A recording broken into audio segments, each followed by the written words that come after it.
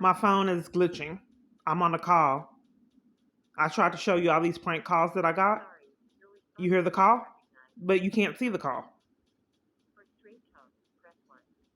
So the problem with this is that I'll think that people are hung up and then they're on the phone listening and eavesdropping, like that lady that claimed she was from Amazon. I don't remember where she said she was from. So then these prank callers call and I can't hang up because it glitches and you can't, it's just controlled.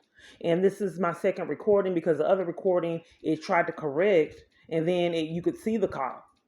So you could tell it was controlled, but I showed some personal numbers, so I don't want to show you that one. But it tried to cover for the crime and then got into the normal screen. But I kept saying that I couldn't hang up, and I know that you didn't believe me. That's why I couldn't hang up because it will disappear. I can't hang up on prank callers either. It does that.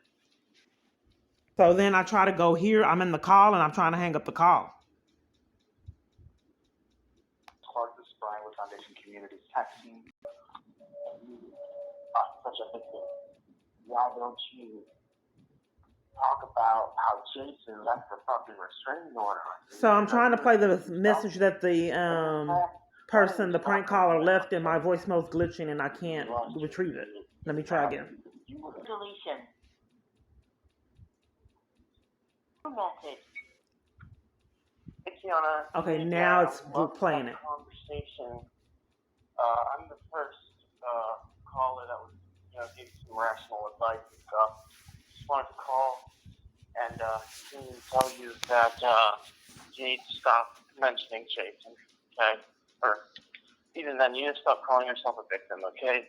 You're not a victim of domestic abuse. You are the domestic abuser. You abused your kids for years. None of them want to talk to you. At least Michaela doesn't. I mean, I know the rest don't either. Because every time you're on the phone with them, you just start some sort of argument and gaslight them. And you need to go and get schizophrenia treatment because you're not going to get trauma treatment without getting schizophrenia treatment because you are fucking schizophrenic, okay? You are literally a burden on all the good tax-paying people of fucking Texas. You're a burden on fucking society. You are a fucking waste of goddamn resources, or you commit waste of goddamn resources by calling the police for stupid shit, trying to catch them in line. Look how long your criminal record is. Like, for Christ's sake, get your life together. You're damn near fucking 50 years old, and you're doing the stupid horse shit that you've been doing for years. For fucking years. And now you think, like, you're such a narcissist that you think people are on your side, and if they're not on your side, you think that they're gang stalkers and all this dumb shit, okay? So you need to get that fucking victim complex straight out of your fucking head, okay? Because you're not a fucking victim. You are the victimizer, okay? And you're so rude to everybody that you talk to, like Cheesecake Factory people, for example. That lady was so nice. And I sincerely hope somebody fucking stands up to you and fucking teaches you some manners if you're ever rude to them in public, because it's about that goddamn time. To replay this message, press.